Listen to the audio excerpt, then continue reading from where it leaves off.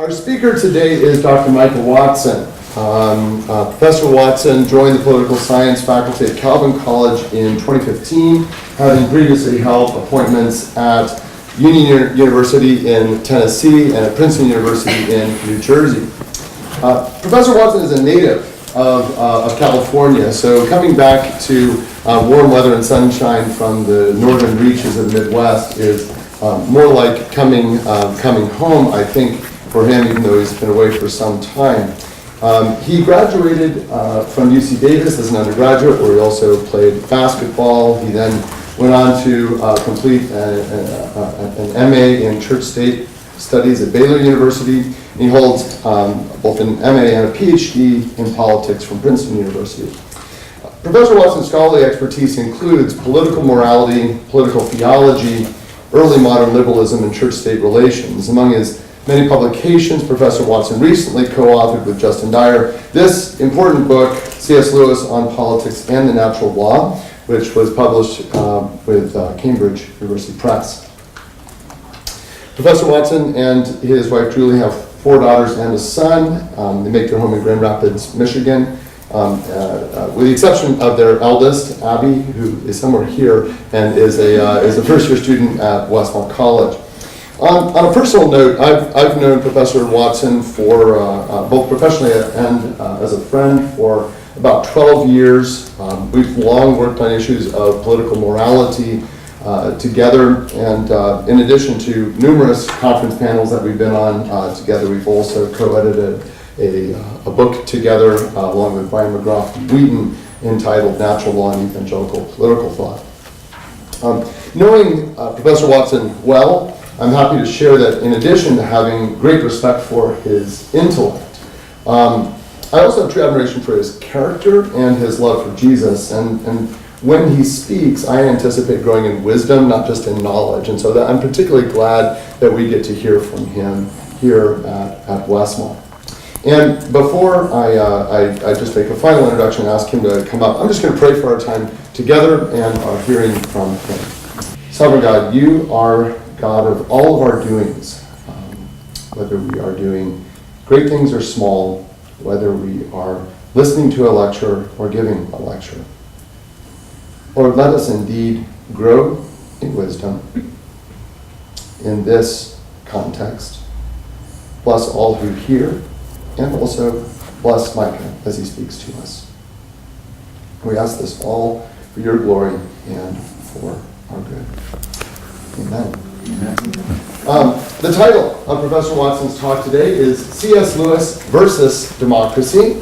There will be time for question and answer once the lecture is concluded, so save your heavy-hitting questions for afterwards. Micah, thank you so much for coming to Westmont. We're delighted that you're here, and we're looking forward to hearing from you. But I thank you for that introduction. I want to thank Tom Connect and the Department of Political Science and the Center for Democracy and Westmont College for making it possible for me to be here. Thank you also, all of you, coming out on the Monday afternoon right after spring break.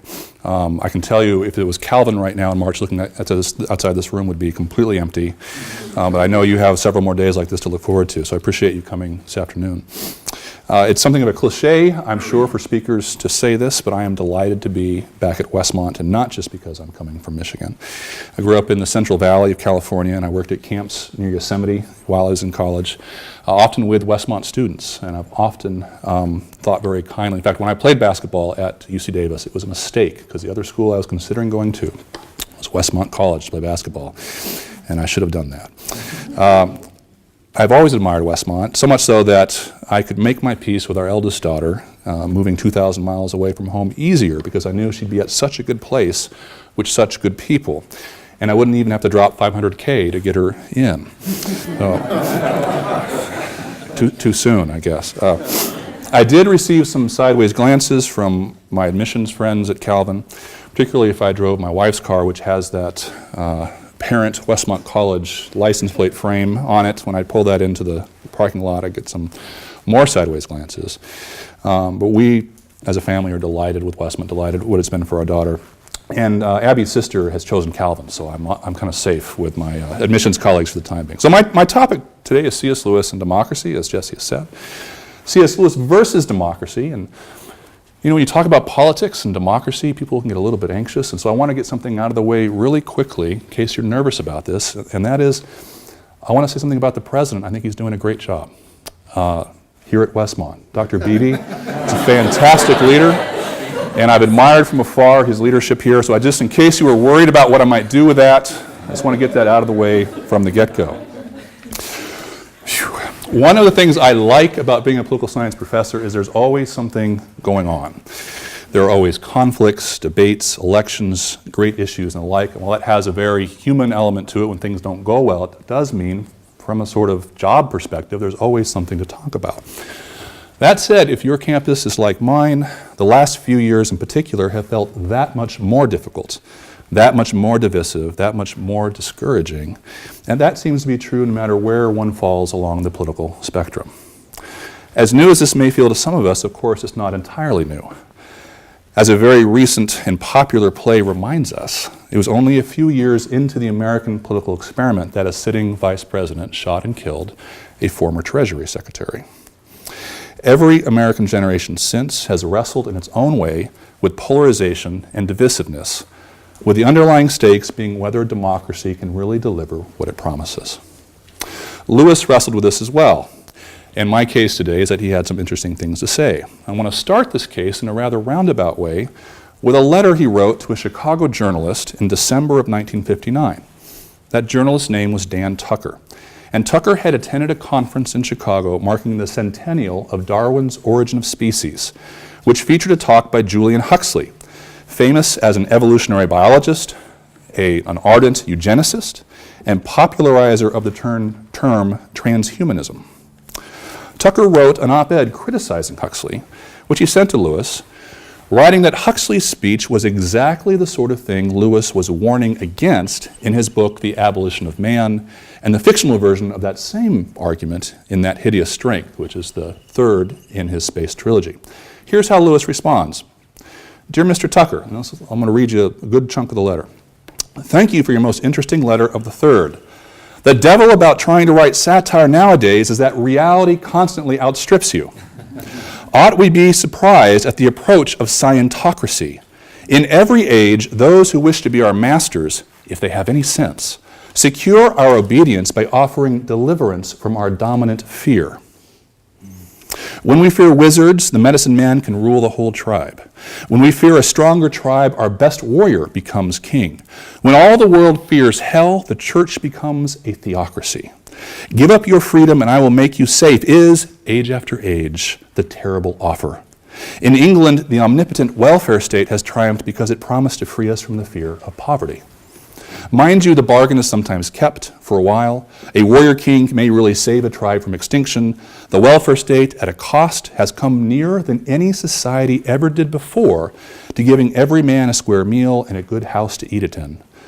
The fears from which scientocracy offers to free us are rational ones, but we cannot trust these new masters any more than their predecessors. Do you see any solution? Here comes the key point. 100 years ago, we all thought that democracy was it. Neither you nor I probably think so now. It neither allows the ordinary man to control legislation nor qualifies him to do so. The real questions are settled in secret, and the newspapers keep us occupied with largely imaginary affairs. And this is all the easier because democracy always in the end destroys education. It did so for you some time ago and is now doing so for us. See a speech of Screw Tapes, which will soon appear in the Saturday Evening Post. We'll return to that later. I am, you see, at my wit's end on such matters. Only a power higher than man's can really find a way out. Odd to compare humanity's political inefficiency with its wonderful success in the arts. All the arts faculty love that, political scientists not so much. Now, does this last paragraph strike you as out of touch or out of date? Democracy neither allows ordinary people to control legislation nor qualifies them to do so. Real questions are settled in secret, and the internet, newspapers, keep us occupied with largely imaginary issues. And in the end, democracy always destroys education. More on that in a moment. I am, you see, Lewis writes in an unguarded moment in a private letter, at my wit's end on such matters. Now, this was in December of 1959. But Lewis's disenchantment with politics wasn't new for him any more than it is new for us.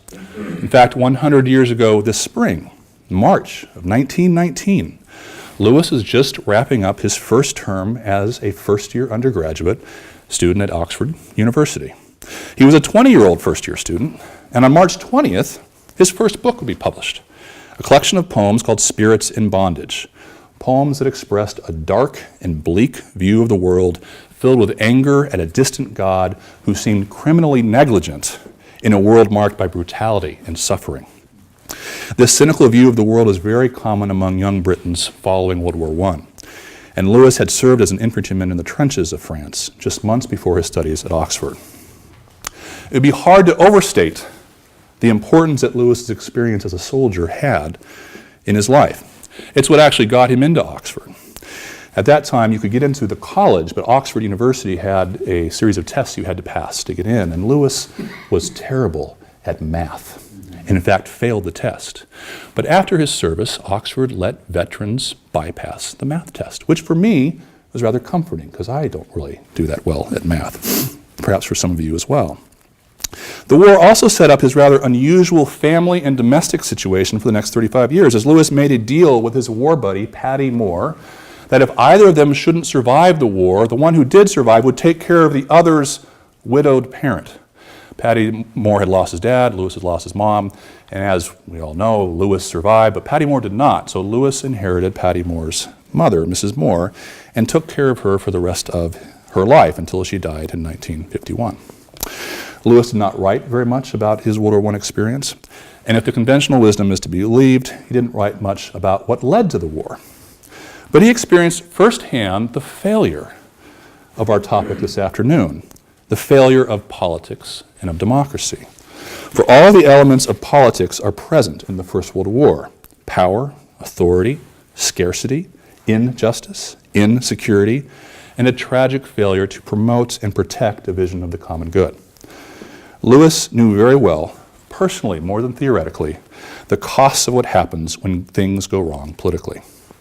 So what I see my task this afternoon is to describe for you Lewis's concerns about democracy and why he worried that democracy may not have the resources to resist the various temptations, the faces of totalitarianisms that tempt unhealthy democracies. Lewis did write often enough about the usual suspects when it comes to totalitarianism, Nazism, and communism. But when he considered politics, he more often was concerned with democracy. Now, you may not agree with where he ends up on some of these things, but at least it may make for some interesting conversation. So let me address one potential objection to what I'm doing right off the bat. Why should we listen to Lewis? Wasn't he just a writer of fairy tales, and wasn't he ignorant about politics? Well, there are really three, or at least three, different C.S. Lewises. There is the imaginative literary fellow who wrote children's stories and science fiction and reimagined Greek mythology, and I suspect many of us in this room first encountered Lewis by way of 4 English school children who find their way into an enchanted world with a parcel-carrying fawn, talking beavers, a white witch, and a majestic lion, and the right kind of wardrobe with a mirror on the front. There's also the Christian apologist and logical thinker, C.S. Lewis, the author of Mere Christianity and Miracles, The Problem of Pain, The Abolition of Man, the Lewis who debated with A.J. Ayer, the logical positivist, the founding president of the Oxford Socratic Club, and the debater who took on all comers to talk about the faith. These are the 2 more famous versions of C.S. Lewis. But there's a third C.S. Lewis, and that is the professor and the scholar. The man who as a boy had written a review of Paradise Lost when he was 10, who knew Latin, Greek, Italian, and French before he started at Oxford. The student who took 2 different degrees at Oxford in Greats and English and earned a triple first, highest honors in 3 of the 4 massive final tests that Oxford requires, did so well they didn't make him take the 4th. A student so accomplished that at that time it would have been deemed a distraction or a demotion for him to earn a PhD. And so he skipped that step and went straight into teaching and scholarship at Oxford, teaching scores of students and writing several in-the-weeds works of literary criticism. Quentin Skinner would be another example of someone who did that, and then Peter Brown, the great Augustan scholar, did so well as an undergraduate they just skipped to being a professor. If you've ever been tempted to think of Lewis as a second-rate intellect or merely a children's author, Ask yourself how accomplished a scholar needs to be for Cambridge University to create a chair in medieval and Renaissance studies just to steal that scholar away from Oxford University. So we do well to listen to Lewis because of all the Lewises. The imaginative storyteller, the logical Christian apologist with a knack for making hard things easier to understand, and the accomplished and brilliant scholar who could so keenly observe our modern times in part because he inhabited the literature and philosophy of the classical and medieval eras. So what does Lewis have to say about democracy? Lewis believed the modern philosophical rejection of an objective morality rooted in human nature had led to widespread moral nihilism. One practical outworking of this collective moral nihilism was the turn to totalitarian government, Nazism, fascism, communism, in the mid-20th century. In the Western world, the principal rival to these systems is liberal democracy. But Lewis often noted that liberal democracy itself is threatened by the same denial of objective morality. In a liberal democratic regime, moral nihilism tends towards a different form of totalitarianism, what he called a benevolent scientific bureaucracy, which undermines mediating institutions such as the church and the family and makes genuine freedom difficult to achieve. His concern about what he called this omnipotent scientific bureaucracy is why, in that his strength, he names the organization of the bad guys the NICE, the NICE, the National Institute of Coordinated Experiments. And if you look it up, there's actually an NICE in Britain right now. It's the National Institute for Health and Care Excellence in the UK, which I find rather amusing. Lewis thought the best life, at least the richest and happiest life, was one that cultivated a freeborn mind, a certain disposition of soul that was made possible by a certain amount of leisure and enough money so you didn't have to work all the time just to get by. He said such a life is no natural endowment of the animal man, but rather has become the fine flower of the privileged class. He's observing there, describing, not saying what should be the case. He says, in modern times, we have tried to make some limited amount of leisure time and wealth available to all, and Lewis thought this was a good thing. Standards of living are higher, people live longer, we eat better, work less, and we're able to travel more than any generation before in history. But he also warned that there was a danger. Not being content simply to increase standards of living across the board, Lewis worried that we would try and equalize resources and rid the world entirely of sickness, death, and hunger. Of course, as a Christian and a decent man, Lewis was in favor of healing sickness and fighting hunger. What he recognized was that the promise of doing so through the institutions of government rested on a claimed ability of the government to regulate and rationally plan various aspects of an increasingly complex international economy. Few, if any, have the requisite knowledge to do so. And Lewis maintained, quote, the new oligarchy must more and more base its claim to plan on its claim to knowledge. In order to apply this knowledge, government officials demand more and more discretion and power, but the kind of technical knowledge claimed by those who would plan our economics and our politics offers no special insight into the enduring questions of government. What is the good of men and women, and justice, and what things are worth having at what price? In the end, Lewis insisted, liberal democratic governments be thrust back against the reality of human nature. The new leaders invested with untrammeled power will take charge of the destiny of others, but they will be simply men, none perfect, some greedy, cruel, and dishonest. This is the central problem of modern government as Lewis saw it. We have enormous material resources and technical knowledge, but we have not, because we cannot, overcome the problems and limitations of human nature entirely. Lewis's warning was that technical knowledge gives us no unique insight into the enduring questions of justice and the good life. Now let me pause here for an editorial comment. What I've just said about Lewis makes him sound like what in our parlance today would be something of a conservative, and that's true insofar as it goes. But notice a natural result if what Lewis believes is true. The more people believe that government can solve perennial problems through technocratic means entirely, to trust the experts, and the more people perceive that the goods delivered fall far short of what is expected, and may even make things worse, the more people believe they're ignored or living in flyover country.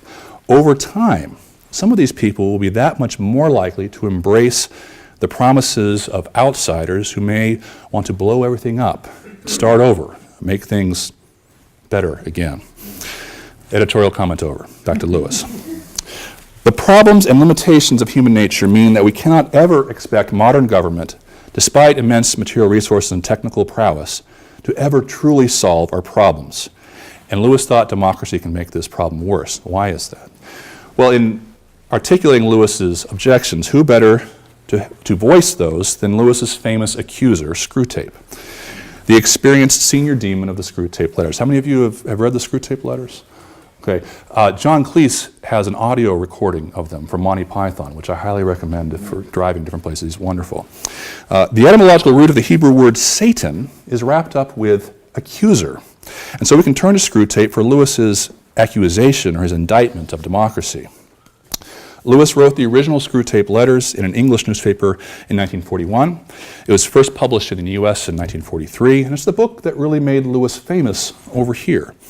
It put him on the cover of Time magazine in September of 1947, and it's also the only book that Lewis said that he did not enjoy writing. Lewis loved to write. He got up every morning, and it's the first thing he looked forward to, but he did not like writing this book. He said it was dry and gritty going. And the reason was because he was trying to get himself into the mindset of hell, which for a Christian should be dry and gritty going. Given Lewis didn't enjoy Screwtape, it was perhaps a bit of a surprise to see Screwtape reappear in the Saturday Evening Post in 1959, almost 20 years after the original writings. What was so important that Lewis brought Screwtape out of retirement? The Saturday Evening Post is a quintessentially American magazine, or was. And Lewis chose it on purpose, for his target was American democracy and American public schools.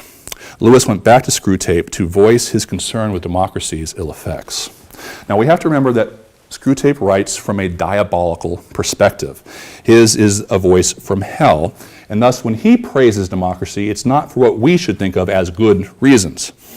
And the first problem with democracy from our point of view is that its meaning is unclear. But for Screwtape, this is not a bug, this is a feature. In his 1959 toast, and here Screwtape is giving a toast to the graduating class of new tempters coming up to work on their patients and try and bring them to hell.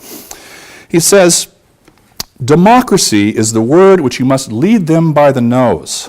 The corruption of human language makes it unnecessary to warn you that they should never be allowed to give this word a clear and definable meaning. It will never occur to them that democracy is properly the name of a political system, even a system of voting. You are to use the word as an incantation, if you like, purely for its selling power. And of course, it is connected with the political ideal that men should be equally treated.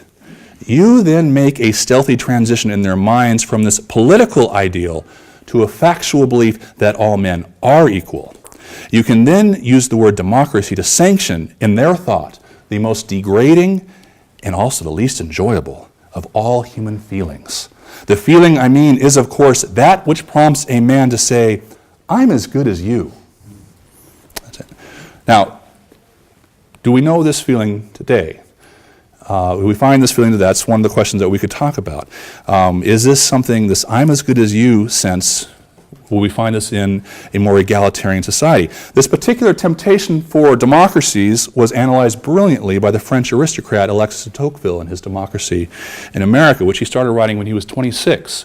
So those of you undergraduates, you've got a few more years, and then your magnum opus, you need to get that out there.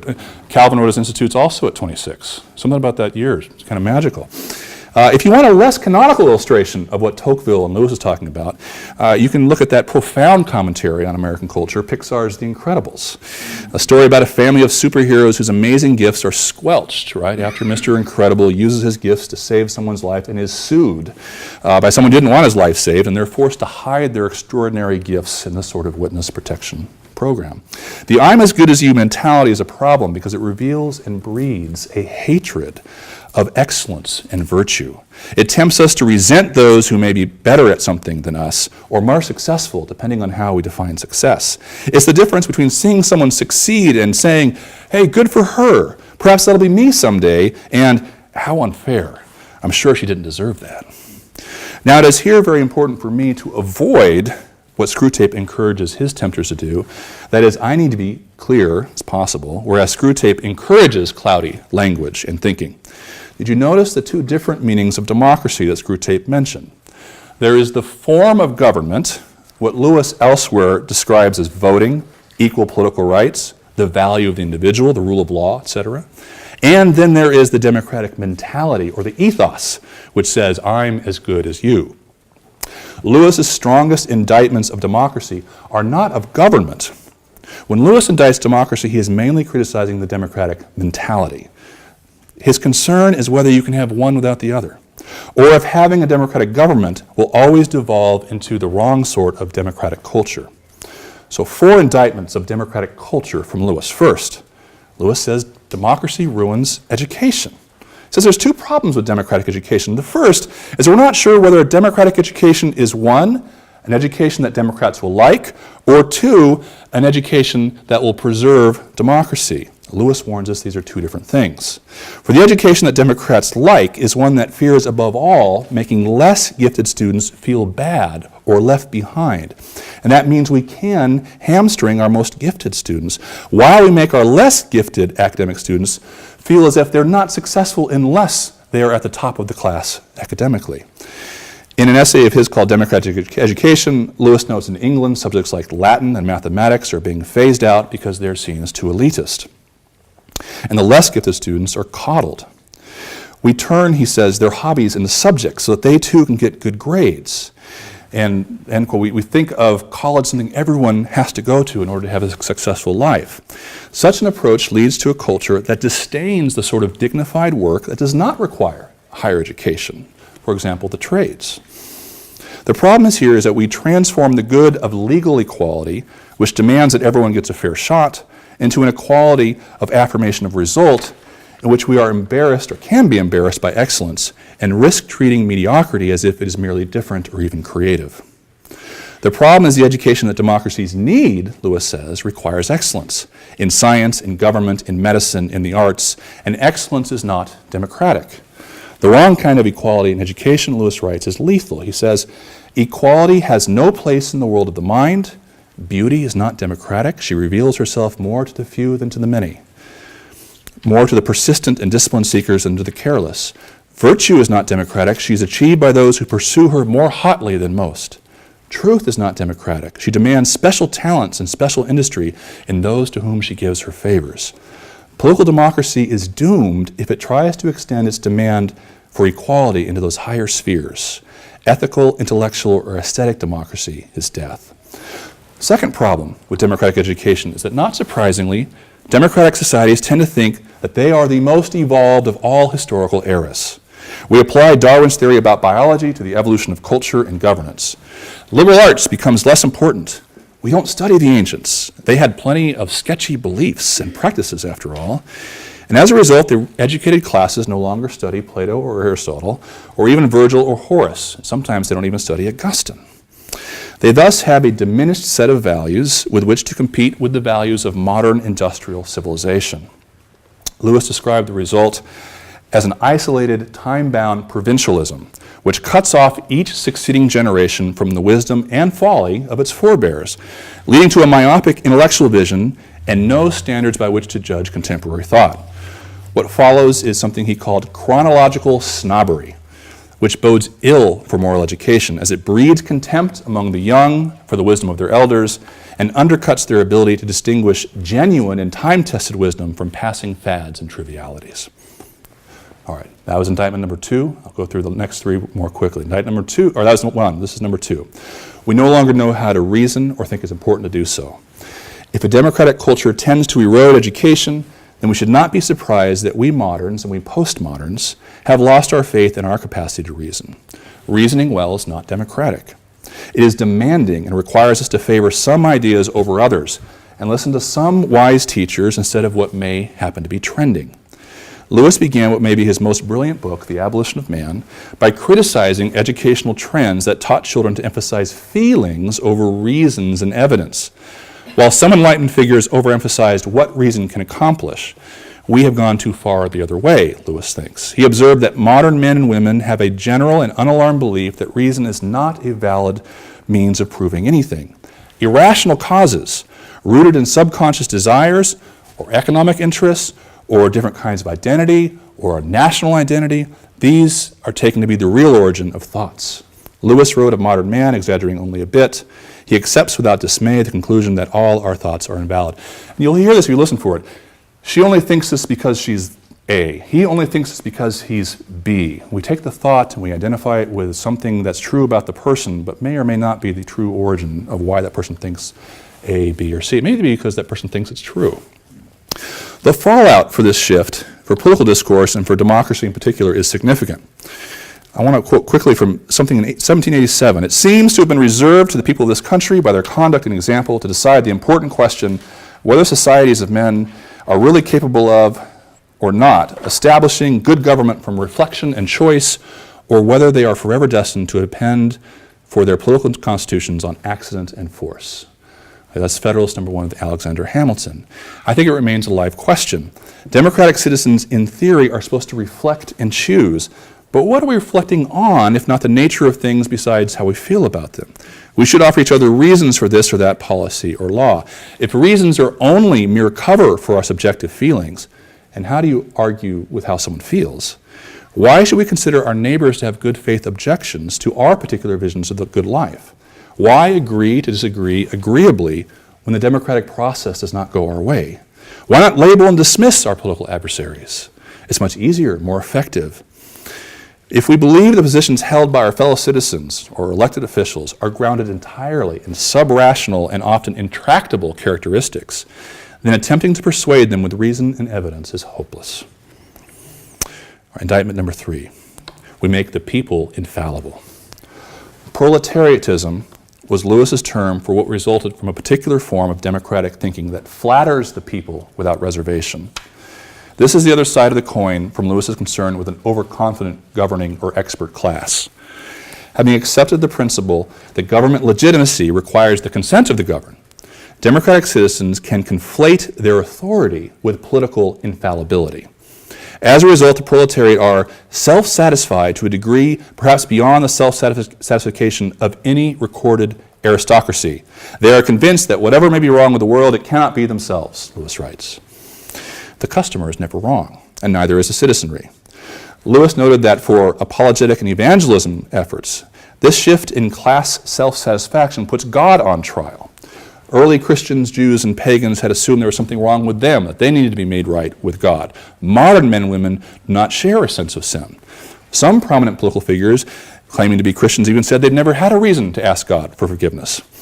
Without a sense of sin, there is no recognition of the need for salvation. How to proclaim the good news changes when people don't believe the bad news. And the test now changes. We no longer have to make ourselves right with God. God has to make himself right for us. What gets God a not guilty verdict from that is not whether or not Christian revelation is true, but whether belief in God is helpful or therapeutic for us. The political implications of this shift follow the religious. Democratic societies resist the notion that the people may be badly mistaken about particular policies or moral views, and this encourages a politics of flattery and obfuscation and all-caps denunciations of the other side, encouraging politicians to avoid unpopular but necessary stands in order to stay in office. Like the modern view of religion, politics becomes primarily about what the government can do for me or my particular group. What starts off as a legitimate belief in the sovereignty of the people can shift into a self-serving individualism that demands of both God and fellow citizens, what have you done for me lately? Figuring out the truth of whether or not a particular policy promotes the common good for the nation becomes wholly secondary to whether I personally benefit from the policy. Indictment number 4. We value practical know-how over enduring wisdom. The shift in religious and political thinking from is it true and good in itself to what's in it for me illustrates this last change, an exclusive or almost exclusive emphasis on practicality rather than truth and wisdom for its own sake. We ask the philosophy or theology or English major, what are you going to do with that?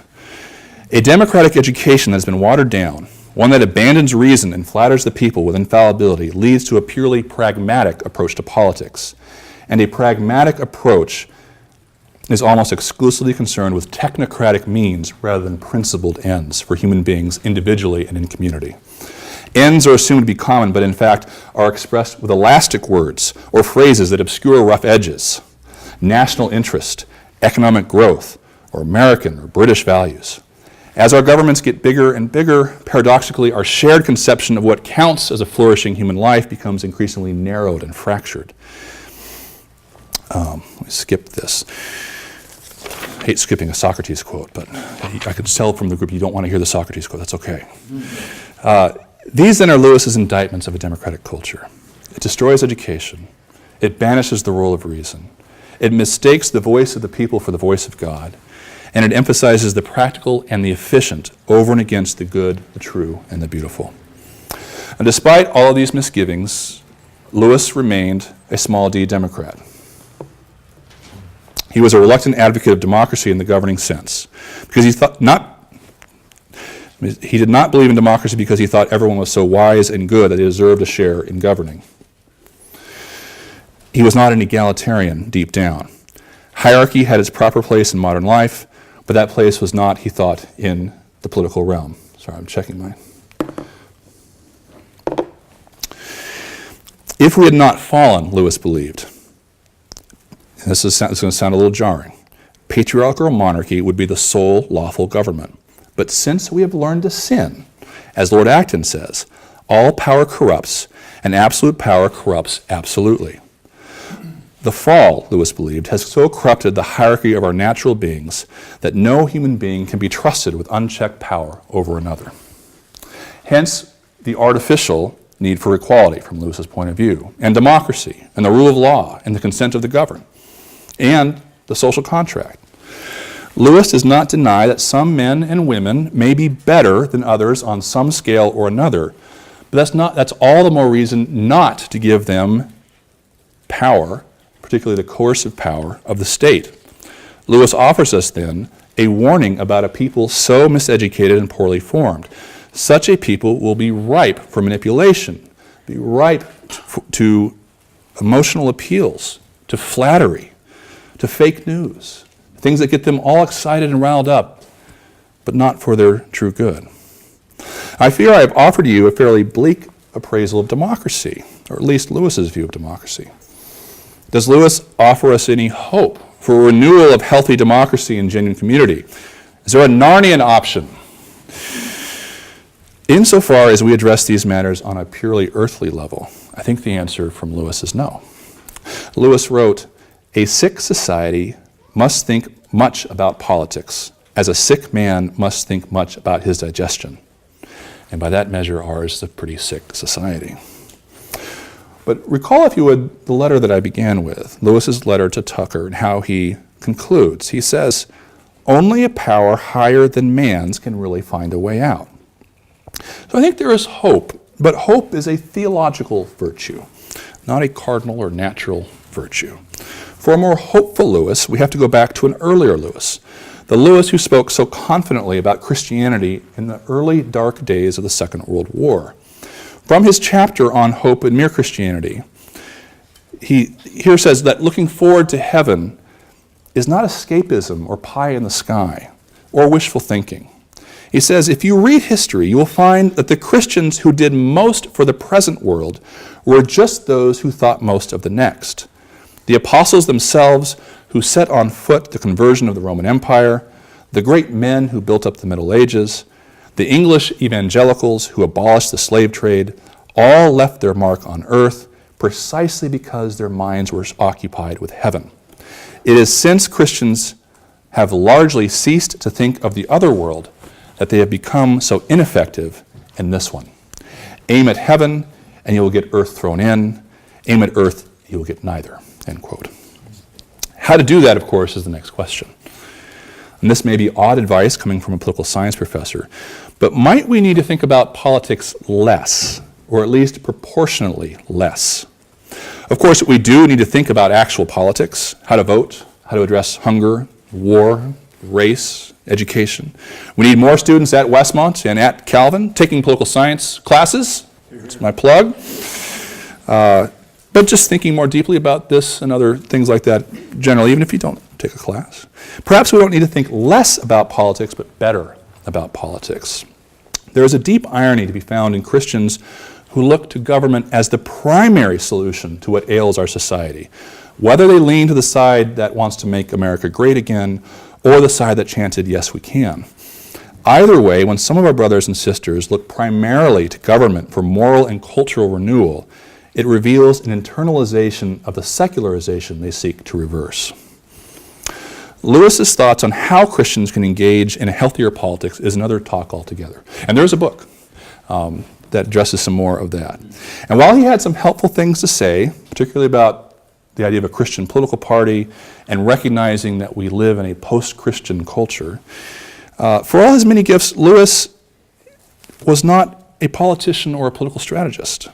His diagnoses of the liabilities of democracy can help us work on what faithful citizenship looks like for us today in both the city of God and the human city. His most valuable work for Christians is found in, I think, his laying out of the framework. He sets up the chess pieces in such a way as to connect Christian faith and doctrine with the categories of thinking necessary to engage the modern world. It is up to others, he might say, it is up to us to think about how to actually move those pieces. Thank you. I seem to recall that Lewis frequently disparages the reading of newspapers as a waste of time. Yeah. You know, if you have a choice between reading a good poem and reading a newspaper, always read the poem. Is that how he actually lived his reading life? So he claimed never to read newspapers. And he basically said, if something big enough happens, someone will eventually tell me. Right. But in truth, there's a little volume called Present Concerns of his writings, of things he actually published in newspapers. So he read a little bit more than he let on. But yeah, today he would be that curmudgeon who complains all the time about the social media. He didn't care for newspapers. If you're a fan of G.K. Chesterton, you can imagine G.K. Chesterton now just being a lively fellow on Twitter, and just going back and forth with people. Not Lewis. So no, he did not like newspapers. He wrote his brother in a letter once in terms of politics. I wish we had a stagnation party that could claim at the end of the term that it had done absolutely nothing. And so he did not like. We argue in the book, my co-author and I, that Lewis cared about politics if what politics means is the deep questions about justice and Christian faith. In terms of bicameralism and what the marginal tax rates should be, and the log rolling and kind of the back room politics he didn't care for, and newspaper stuff was part of that. Yeah. What did you mean when you said that democracy, when C.S. Lewis said that democracy was individualistic? Oh, I said the value of the individual. Yeah. Now, I one of the tricks in talking about Lewis is it's really easy to make him say what you want him to say, and I don't think he talks about individualistic. That would not have been a word that he would have used, and I want to say that he talks about when he is asked about what government is for. He has this quotation where he talks about that. He imagined a family eating a meal, two friends sharing a pint, a man reading a book that he likes, or a man and a woman doing something together. He says government exists to make those moments possible. And so in those examples he gives, there's individual activities and there's also communal activities. So what that term means is that the individual has rights that the government should respect. So in that sense, he's just kind of echoing their Lockean emphasis that governments exist for the sake of individuals, not individuals existing for the government. That we have rights that are ours that aren't granted to us by government. Yeah, I would not want to put an individualism thing on him, particularly given what that's come to mean in our own current day. Yeah. You talked about how there are two different ideas of democracy, or according to C.S. Lewis, there's the form of government, but then there's also the mentality piece where I'm as good as you. So do you have any ideas of how we could kind of separate those two pieces? Yeah. Or would C.S. Lewis have ideas about that? Yeah, so he has a little essay called Equality, and in there he basically explains what he means by it. And he says he believes in political equality, and he says we need more economic equality. But he did believe that equality, he likens it to medicine and clothing equality, that it's a result of the fall. That if it weren't for the fall, that in our deepest selves as God created us, we actually yearn to interact with those that are somehow higher than us and to teach those who might be somehow beneath us. Now, so that sounds, in our society, that sounds really sketchy, right, because of how that's been abused. But he would use examples of, like for me, I would never think of going to my dad and say, hey, Dad, I'm as good as you. right? Or I wouldn't, when I played basketball, I didn't go to my coach and say, hey coach, I'm as good as you. In fact, you want your professors to be, at least at school, better than you, right? So there's this play back and forth between equality and value. I think he believed that every human being is made in the image of God, right? And so we fit into the status of intrinsically valuable. But when you think about equality, you're talking about things that can be measured. How much water is in one of y'all's cups, right? And how much water, you can measure. When you talk about the image of God, there's no container that measures that. It's like we're all equally in the state of California, and no more so than someone who's in Tahoe right now near the Nevada border, right? So when Lewis is talking about cultural equality being a problem, it's the mentality of someone who sees someone who might be better at something than someone else, and thinks, I resent that, right? That's what he's going after there. He defends, even though he's really worried about it, the system, the voting. He thinks because he believes in the fall, that system he thinks will spread out power the most. His big heroes, philosophy-wise, were Aristotle and Plato, neither of whom big fans of democracy. So he actually switches for them, and he believes in the fall so strongly, he thinks that's the least worst government, which is kind of a riff off of what Churchill said at one point. The democracy is the worst of all governments except for all the others that have been tried. Right. No, good question. Could you say a little more about the connection between democracy or egalitarianism and the watering down of standards of reason? Mm-hmm. Is it the sort of the bad sort of egalitarianism, bad sort of democratic mindset that leads to this the diminution of our capacity to reason? And if so, how does that work? I say this because I would have thought it was more to do with psychological theories or biological theories or sociobiological theories about the origins of our beliefs.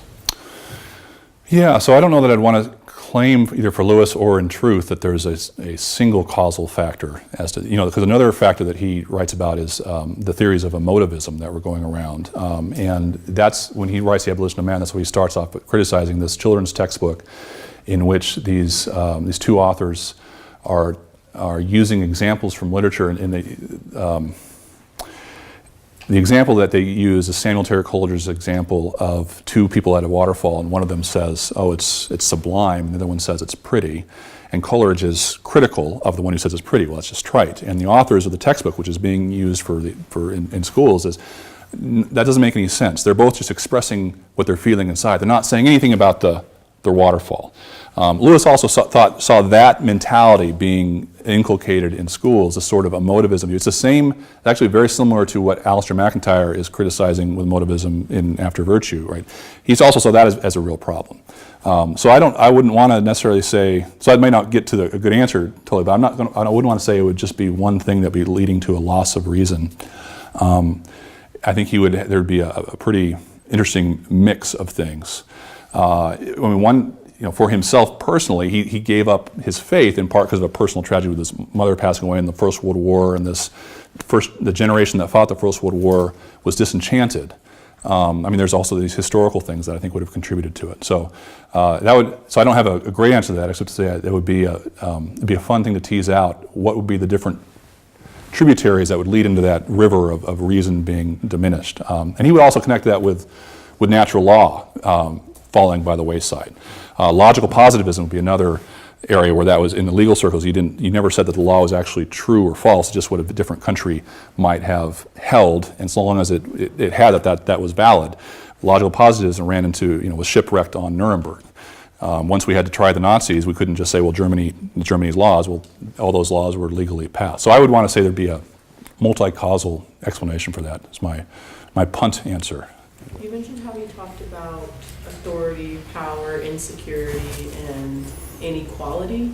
Does he draw like a specific line, or is it also multi-causal? The fall affects every aspect of our lives, but is it power and authority itself that affects and creates insecurity, or is it just the way that American democracy implements them? So elsewhere he writes that every sort of system has its own particular temptations. So aristocracy's temptation, he says, is cruelty, where those who are in power will mistreat those who are below. And he says that democracy, the temptation is what we talked about here. So power can always go sideways and will, given the crooked timber of humanity that we are messed up. The inequality aspect, he thinks that, if you know, one of his famous books is called The Great Divorce, which is his imagining of what heaven might be like. And in The Great Divorce, there's hierarchy everywhere. There are higher and lower people, but it's interesting that there's a twist on this, because one of the most praised people that the narrator Lewis finds is a woman who has an incredible array of like a processional train that's honoring her. And then when it's explained who she was back on Earth, she was someone no one had ever heard of. She just was really good to people in her neighborhood, took care of the kids who came in, fed just this, what by worldly grandeur standards would be a nobody. But in Lewis's view, in heaven, she was one of the greatest saints, right? So the power can be legitimate when it's well ordered, and then of course for Lewis starts with God. It's when we get into the mix and we subvert it, whether it's democratic or aristocratic or monarchical, is we really screw it up. So King Arthur is supposedly the once and future king, and he's going to return. And Lewis references this somewhere. You probably know where. And he says, Lewis says, "And I say, the sooner the better." Mm-hmm. And what do you make of that politically? Well, yeah. I mean, Lewis has a soft spot for monarchy, and he says he's actually pretty critical of America. He married an American and then had 2 American stepsons, but he says that we crave to honor something that's greater than ourselves, and so he actually likes the ceremonial monarchy in Britain because it's something that we can kind of admire, but they don't have any power. And he says if you don't have that, your soul's still going to crave admiring something. He says if you don't have that, you might admire gangsters or prostitutes, and there I think he's thinking of American popular culture even back in the 50s. He loved the King Arthur stuff, and if you read that Hideous Strength, Merlin is a character, and Ransom is the Pendragon, who I think is King Arthur returned basically, and also a sort of Christ figure. So the King Arthur mythology plays a big role in that Hideous Strength, and it's a little bit of his way of also bringing in the pagans. He loved. I mean, you have some streams of Christianity. It's very much binary. There's Christianity and the pagans are bad. Lewis, Tolkien. In fact, part of how Lewis became a Christian was with Tolkien and others persuading him that to be a Christian does not mean having to say that everything else in every other religion or the pagans is bad. It's saying that Christ is true and everything is fulfilled in him, and that the good things there are subsumed under his lordship. And I think that the King Arthur stuff falls in that category. I know you mentioned the idea of like the omnipotent scientific bureaucracy and how Lewis is kind of critical of that. Is that something that he thinks can kind of be overcome by just like changing the democratic mentality, or does that get into like the form of government himself that Lewis is being critical of? So in that Hideous Strength, his book about a battle of that nature, you have the omnicompetent scientific bureaucracy. What actually defeats it is ultimately it's going to be God, right? But God working through some faithful servants who pray, and it's supernatural. It's, in fact, not to spoil it, but the end of that Hideous Strength and has these interplanetary angels coming down and squashing the bad guys, more or less, and then some really interesting details to conclude it. He says he's at his wit's end, right? So he doesn't really know. And I think this, just not to put him on the couch, but I think his frustration with it is partly why he didn't ever write a full-on treatment of politics. It's scattered throughout his writings, all over the place. But I don't think like he says in that letter, only a divine power is going to be the way out. Which, again, is the hope. And that's actually, that sounds escapist perhaps, but I think it's actually, when I was growing up, people thought that South Africa would only change with an incredibly messy, horrible racial bloodbath. And it didn't. Now, it's still got some real problems and some real challenges, but no one predicted that. No one predicted what happened with Berlin. in 1989, right? So things can change. The first and second Great Awakenings, good things, had some bad things. So I guess as a Christian, I want to leave room for God's providential movement, and I think that's how Lewis would answer as well. I think he did. But if you just look at what we could do to fix things, I don't know that Lewis answers this, but I think I'm encouraged by some efforts of Christians to do the good where they're at in the communities where they're at, and think about how politics locally can be healthier. Because trying to change the trajectory of the national government is, we need Christians to think about that. And we need, but you're going to get more bang for your buck locally, I think, these days. All right, well, let's thank Professor Watson. Thank you.